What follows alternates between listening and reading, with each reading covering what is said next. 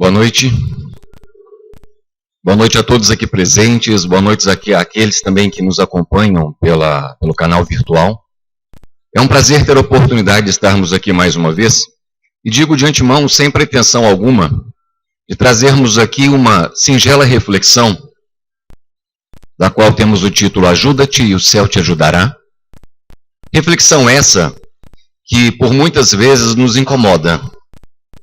Na verdade, eu ouso dizer que a doutrina espírita incomoda muita gente.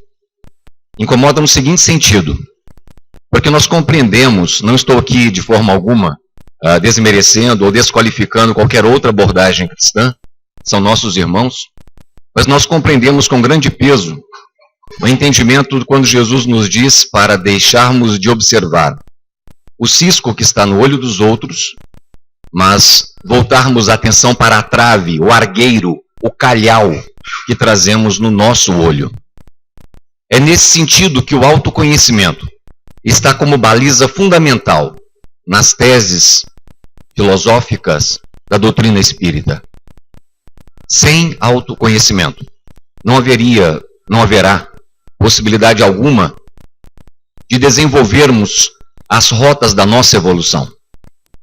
E não há como negar, nesse sentido, que autoconhecimento, esse autoencontro, ele causa dores, causa dissabores. Nós chegamos a constatar em nós elementos dos quais nós não gostaríamos de perceber. Mas que nós possamos, como a nossa colega nos disse, olhar isso de forma redentora. Porque o Evangelho do Cristo é o Evangelho do amor, não é o Evangelho do temor. A Boa Nova nos traz exatamente as mensagens que dulcificam o nosso coração. É importante que saibamos quem somos nós, de fato, para que nós possamos verdadeiramente amar aquilo que somos e não amar aquilo que desejaríamos ser. A única forma de nos integralizarmos em maior profundidade é amar exatamente isso que somos. As luzes e as sombras que trazemos em nós nada mais são do que herança de nós mesmos. E é nessa perspectiva que nós vamos trazer essa reflexão, que está vinculada ao Evangelho segundo o Espiritismo, capítulo 25, tópicos de 1 a 5. Pedi e dar-se-vos-á, buscai e achareis, batei e abrir-se-vos-á, porque todo aquele que pede recebe, e o que busca acha, e a quem bate abrir-se-á. Também se encontra, obviamente, em Mateus, capítulo 7, versículos de 7 a 8. E nós vamos, assim, seguindo o roteiro do Evangelho segundo o Espiritismo. Do ponto de vista terreno, a máxima, buscai e achareis, é semelhante a esta outra, ajuda-te, que o céu te ajudará. Mas em que seguinte sentido? Primeiro, ela está vinculada à lei do trabalho e à lei também do progresso, que são leis divinais. E se eu digo que são leis divinais, eu estou falando de leis inevitavelmente que são imutáveis, que estão vinculadas a um princípio que rege todo o universo, bem como a nossa ascensão espiritual. O trabalho mobiliza as potencialidades do ser, porque se eu não tenho trabalho desenvolvido, do que me adiantaria? E assim o irmão espiritual certa vez nos orienta numa psicografia, dizendo o seguinte: nós por vezes pedimos, Senhor, Senhor, eu não quero sentir isso, retire isso de mim, digamos, e vamos dar nome aqui aos bois, né? Eu não quero sentir, portanto, inveja, eu não quero sentir rancor, Senhor, retira de mim. E ele traz uma reflexão perguntando o seguinte: tudo bem, vai retirar de você, vai mandar para quem? Vai enviar para onde? Quem é obrigatoriamente vai assimilar essa carga? Eu costumo dizer que nós, numa expressão muito popular, nós compreendemos que filho feio não tem pai. Como assim? O que queremos dizer com isso? Quando uma criança apresenta as suas mais belas virtudes, os seus dons e qualidades, né, que são exatamente as heranças dela mesma como ser espiritual, o pai e a mãe, né, de forma muito valorosa, olha, esse é meu filho, aquele que está lá na frente é meu filho.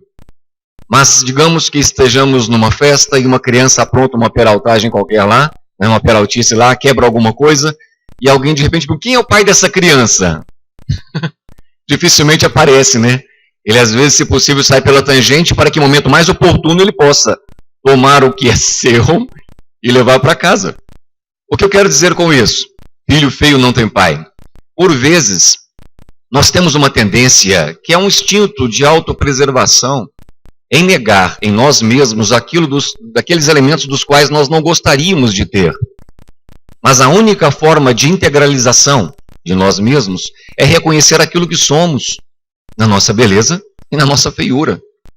Porque quanto mais eu negar aquilo que eu não gostaria, eu estou ainda vinculado a um processo imagético, na imaginação daquilo que eu sou. E eu não sou exatamente aquilo que eu imagino. Eu sou a minha realidade. Eu sou a minha circunstância vivencial. E por vezes é como esse filho feio que não tem pai. E que carece de cada um de nós reconhecer em nós aquilo que nós não gostamos, assim como o filho feio, ajudar a penteá-lo um pouco melhor, limpar-lhe as sujeiras e por que não tratá-lo da melhor maneira para que ele, inevitavelmente, se eduque num processo mais salutar. Essa analogia que nós trazemos aqui é para pensarmos o seguinte: essa perspectiva de ajuda-te e o céu te ajudará, ela nos remonta a uma estrutura egóica, ou seja, a uma estrutura individualista. Ajuda-te que o céu te ajudará. Ajuda, portanto, a mim mesmo, em primeiro lugar. Mas entendamos o seguinte, de uma expressão muito popular. Quando dizem, alguém só é capaz de amar outra pessoa quando ela consegue, de fato, amar a si mesma. Esse é um princípio básico da estrutura da nossa psique. Principalmente porque, meus amigos, a circunstância de amor, que é a energia divinal, como podemos encontrar na Epístola de João, Deus é amor, quem está em Deus está no amor, quem está no amor, Deus está nele, enfim. Essa energia sublime do Criador, presente como, já dizia Agostinho de Hipona, presente como centelha divina em cada um de nós, é uma energia sublime que nos conclama a uma maior integralização. A única forma de me vincular verdadeiramente no princípio do amor aos outros é se eu estiver completo. O que eu chamo de completude aqui é na estrutura do equilíbrio íntimo da minha psique. Caso contrário, meus amigos, o que eu vou procurar nos outros é aquilo que eu sinto, talvez não entenda, mas eu sinto que me falta. Eu procuro nos outros aquilo que eu gostaria, e por isso tantas cobranças que o amor equivocadamente, que já não é amor, obviamente, né? Que o amor equivocadamente impõe, imputa aos outros. Quando nós desenvolvemos um ato de caridade, estamos sendo caritativos. Mas quando nós começamos a imputar exigências ao outro, eu não vou ajudar mais o fulano não, porque ele não reconhece a ajuda que ele recebe. Infelizmente, ele não merece. O Cristo nos pediu foi justamente para ajudar e não mensurar nada. Porque esses elementos, eles ultrapassam, não tenhamos dúvida disso, ultrapassam a nossa capacidade de compreensão. Porque estão nas fibras, na tessitura íntima do ser. E é nesse sentido que essa perspectiva, essa análise, ela não está vinculada numa estrutura egóica. Porque ela não se vincula na minha circunstância pessoal, enquanto afetividade mais básica. Mas ela se vincula, sim, na lei divinal, do trabalho e do progresso. Nos primórdios da humanidade, era natural que a inteligência fosse mobilizada no sentido de autopreservação. Eu gosto apenas daqueles que gostam de mim. E aí nós podemos ver as reminiscências do Código de Hammurabi presente na lei de Italião, olho por olho, dente por dente, quem com ferro fere, com ferro será ferido, foi fundamental num contexto histórico da humanidade. Porque aquilo que sinto significa muito em mim. A maior forma, portanto, de percebermos a dor de um outro, não tenhamos dúvida, é a partir da nossa dor. Um exemplo muito singular que eu utilizo, mesmo que ironicamente, a esposa de repente reclama de uma dor, de uma cólica, e o esposo olha para ela sem condescendência alguma e diz: deixa de bobagem, coloque a roupa, toma um remédio e vamos trabalhar. E de repente, em um determinado momento, por uma invigilância dele, por falta de líquidos e coisas mais, ele é acometido por uma cólica renal. Aquele aqui presente, ou não, que já tenha sentido uma cólica renal, sabe exatamente do que eu estou falando. Uma dor incandescente, que não tem posição, deitado, de bruços, de pé, sentado, não existe forma de solução. É uma dor, não tem nem como descrever. Mas imaginemos que ele passe por ela, por essa circunstância, e de repente a esposa olha para ele e fala, deixa de bobagem. Toma um remedinho, coloca uma roupa e vamos trabalhar. E ele vai dizer, a minha dor é muito maior que a sua. Mas é claro, qual é a maior dor? É a minha, sempre será. É a única da qual tenho ciência. É a única da qual tenho a capacidade de percepção. Mas eu mensuro a dor dos outros através da minha. Né? Não que eu esteja aqui fazendo uma analogia ou levando a ideia de que nós devemos mensurar dores a partir das nossas, mas os elementos divinais da lei do trabalho e do progresso, por vezes, meus amigos, na sabedoria divina, nos ocasiona dores que, sem dúvida alguma, nós nos transformamos de uma forma que nós jamais aprenderíamos em escola alguma. Podemos passar centenas de anos na nossa caminhada evolutiva, mas se eu não for mobilizado no campo do meu afeto, do meu sentimento, todo o conhecimento que tenho pode transformar a mim mesmo em uma pessoa fria, insensível à dor de um outro. É nesse sentido que o afeto e o sentimento, ele evolui saindo do campo apenas da autopreservação. As necessidades do corpo sucedem às do espírito. É assim que o homem passa da selvageria à civilização. Nós espíritas, nós não somos amantes da dor. Eu vou tentar evitar ela o quanto eu puder, sem dúvida alguma. Mas nós compreendemos que as dores que nos chegam como heranças de nós mesmos, quanto mais força abrupta eu fizer para retirá-la de mim, seja de qualquer forma, eu estou já sofrendo por antecipação. Por isso que a resignação, ela não é uma atividade omissa como muitos pensam. Pois isso me vê a imagem, uma hiena de um antigo desenho que muitos aqui vão se recordar possivelmente. Ó dia, ó céus, ó noite, ó azar. Essa é uma resignação omissa. A resignação, ela é e exige de nós atividade. Compreender que a ninguém eu tenho que culpar pela dor que me chega. Senão, compreender por quê ou o que aquela dor quer me dizer. Como a doutrina nos ensina, tenhamos sempre reflexão, racionalidade. Uma expressão de Miramês quando ele afirma, quando o anjo da dor chega, não tem aquele que não escuta. Essa é uma grande verdade. Por vezes mamãe dizia, não faça isso. E por muitas vezes eu nunca dei ouvidos a isso. Mas quando a vida me chama ao elemento de responsabilidade, quando a dor me visita, todas as coisas se fazem diferentes. Quando o anjo da dor fala, não tem aquele que não escuta. E é assim que nós vamos nos transformando.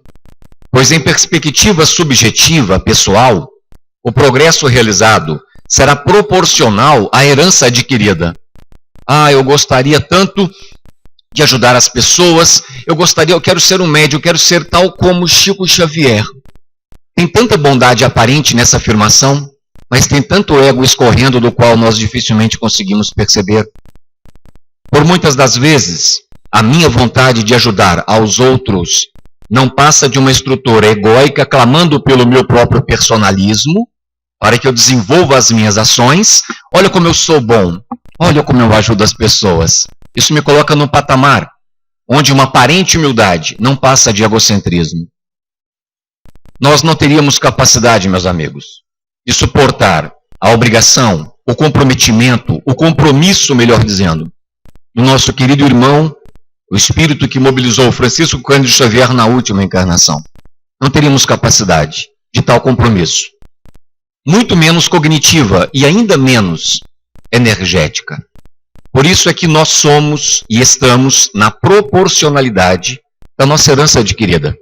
Amarmos-nos é algo fundamental para compreender esses nuances da evolução. Mas o progresso que cada homem realiza individualmente durante a vida terrena é coisa insignificante, e num grande número deles até mesmo imperceptível. Quem diz isso não sou eu, está entre aspas, não é à toa, obviamente. Estamos aqui, repito, percorrendo o Evangelho segundo o Espiritismo, capítulo 25.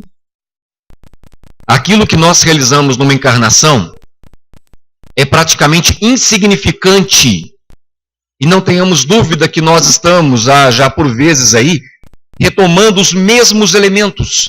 E justamente por quê? Porque não é apenas cognitivamente que esse processo se dá, mas é também no campo do afeto, é no campo do sentimento. Aquilo que nós sentimos encontra morada nos fulcros de nossa alma, encontra residência ativa nos núcleos de nosso ser. Por isso leva tempo, demanda tempo. Tal afirmação nos leva então a uma questão lógica. Como então a humanidade poderia progredir sem a pré-existência e a reexistência da alma? Reflitamos logicamente nos princípios basilares da doutrina.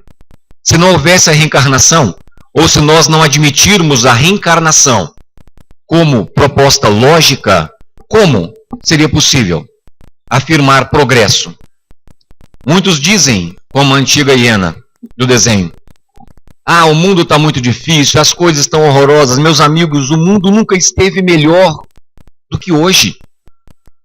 Se eu remontar aqui as memórias da minha infância, atos de atrocidades das quais nós imaginávamos que não havia, aconteciam com muito maior intensidade, mas não tínhamos a mídia como capacidade de divulgação. Doenças, vacinas foram descobertas para aplacar aí doenças, viroses, enfim. Estamos numa capacidade evolutiva. Na minha infância, por exemplo, isso aqui, uma imagem da qual outros poderão ter acesso ao vídeo numa capacidade virtual, isso aqui era impensável. O telefone celular que você carrega contigo sem fio algum, já imaginou na tua infância que seria possível transmitir imagem, áudio, vídeo, sem fio algum? Gente, na minha infância era muito comum, e muitos aqui vão se lembrar disso também, obviamente. O telefone residencial era como uma ação. Era como uma cota de uma ação que era comprada. E era vendido da mesma forma. O nosso mundo, tecnologicamente, também, afetivamente, nunca esteve tão melhor como hoje. Reflitamos, então, o progresso não pode ser transmitido culturalmente? Também. O elemento cognitivo, a cultura, vai nos trazer aí valores consideráveis, sem dúvida alguma, mas não apenas. Os conhecimentos quantificáveis são facilmente transmitidos. Já os de ordem moral, não necessariamente. Por mais que eu diga a uma criança sobre determinados valores, dificilmente aqueles valores serão assimilados por ela por uma compreensão cognitiva. Leva tempo. É preciso maturidade, não apenas cognitiva, mas também espiritual para essas compreensões. Tal afirmação não pressupõe qualquer determinismo, meus amigos, ou mesmo qualquer tese essencialista. Determinismo no sentido, amparando-me aqui numa fundamentação durkheimiana, que o contexto social determina exatamente a cultura, não afirmando o peso totalitário dessa tese, mesmo porque não era essa a proposta, de Durkheim. Mas enfim, eu sou aquilo que sou, numa capacidade de transformar a minha história, independentemente do tempo, independentemente da cultura. Se nós pensarmos assim, vamos encontrar, ao longo da história, inúmeros personagens que estiveram além de seu tempo, além de seu contexto cultural, trazendo matizes elevados dos quais nós hoje ainda temos muita dificuldade em compreender. Para começo de conversa, se falarmos do Evangelho do Cristo, estamos a falar de um contexto há cerca de 2000 anos atrás. Estamos aqui estudando exatamente nesse exato momento essa mensagem, tentando entender alguns desses nuances. E muito menos também uma tese essencialista, pois nós não estamos dizendo que o indivíduo já traz consigo algumas questões em sua essência. Não nos esqueçamos, aquilo que trazemos é herança de nós mesmos. São processos adquiridos da nossa longínqua caminhada, na qual, em boa medida, tudo é uma questão de tempo. Alguns já estão na jornada há mais tempo, outros menos, e cá estamos nós. Onde estamos? Naquilo que somos e naquilo que podemos. Se as almas deixassem a Terra todos os dias, para não mais voltar, a humanidade se renovaria sem cessar com os elementos primitivos que teriam tudo a fazer e tudo a aprender. E aí eu compartilho com vocês, como aqui eu tenho alguns colegas que são professores, e outros que não conheço, mas com certeza também estão aqui e são professores, da frustração, pelo menos eu digo por mim, da sala de aula, ao término de um ano letivo, quando uma turma, na minha área, eu sou professor de filosofia, quando muitos alunos chegam no elemento interessante de questionamento, de perspectiva, de formação, fala que incrível. Aí termina o ano, é hora de começar uma turma nova. Aí é hora de recomeçar toda a caminhada de novo. É um pouco frustrante, mas faz parte do nosso compromisso. A gente merece. E nesse sentido, que eu digo de forma muito otimista, essa visão de que, se nós deixássemos a Terra para retomar com esse princípio de neutralidade, nós não sairíamos desse patamar primitivo. E se estamos como estamos, isso é o sinal mais evidente da comprovação da reencarnação. E retomemos. O progresso individual, ele é ínfimo. Deus não dispensou o homem da lei do trabalho. Se Deus tivesse liberado o homem do trabalho físico, seus membros seriam atrofiados. Se o livrasse do trabalho intelectual, seu espírito permaneceria na infância. Dessa maneira, serás filho das tuas obras. Terás o mérito da sua realização e serás recompensado segundo o que tiveres feito. Portanto, meu amigo, tudo de acordo com aquilo que somos. Aquilo que vivenciamos, sejam dificuldades ou não, são circunstâncias da nossa caminhada atual ou pregressa, da qual o tempo muito tem nos ensinado. E eu trago aqui uma observação presente nessa passagem, para irmos finalizando, em que nós temos por afirmação categórica, ou melhor, negação categórica, né? Não, os espíritos não vêm livrar o homem da lei do trabalho, mas mostrar-lhe o alvo que deve atingir e a rota que leva a ele, dizendo: marcha e o atingirás. Encontrarás pedras nos teus passos. Mantém-te vigilante e afasta-as por ti mesmo. Nós te daremos a força necessária, se quiseres empregá-la. E todos nós, meus amigos, que de uma forma ou outra trabalhamos nas lidas do bem, quando a dor nos visitar, tranquilizemos o nosso coração, pois eu não sou diferente de ninguém, e eu tenho muito ainda a aprender.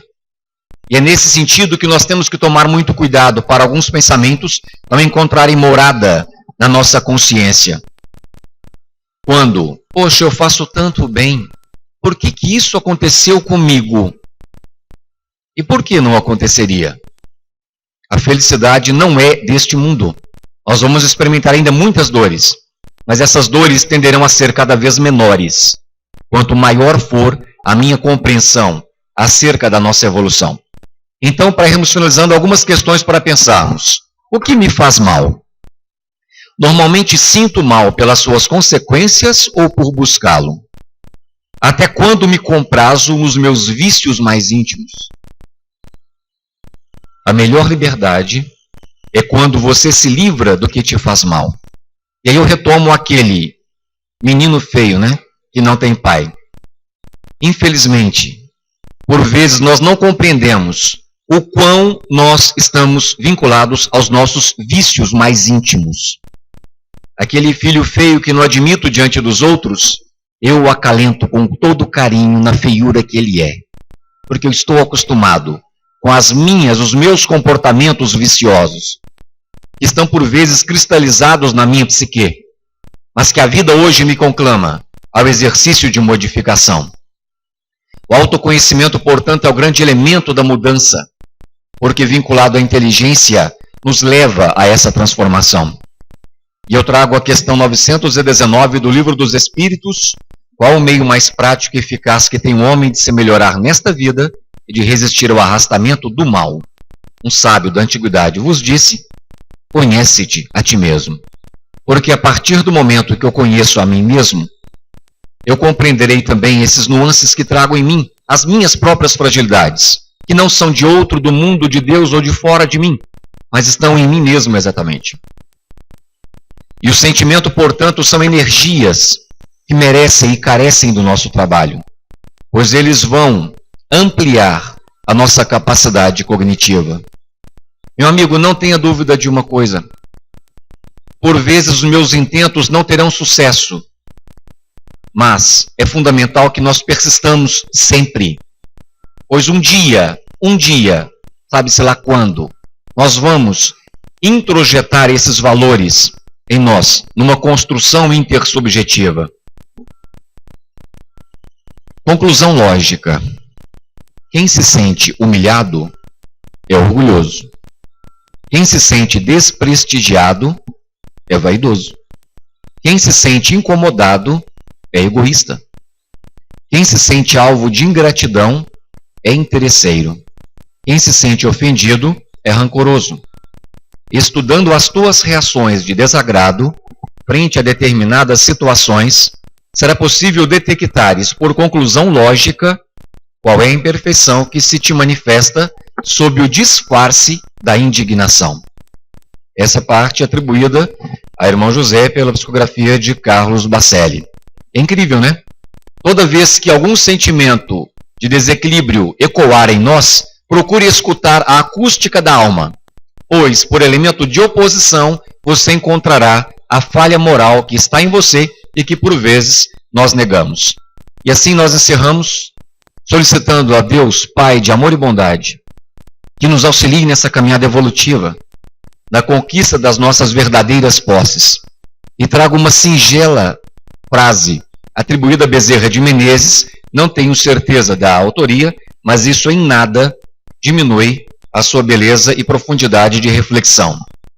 Todo aquele que quiser ser espírita tem de deixar muito da sua ânsia de ser compreendido. Que Deus nos ampare e nos fortaleça sempre. Boa noite.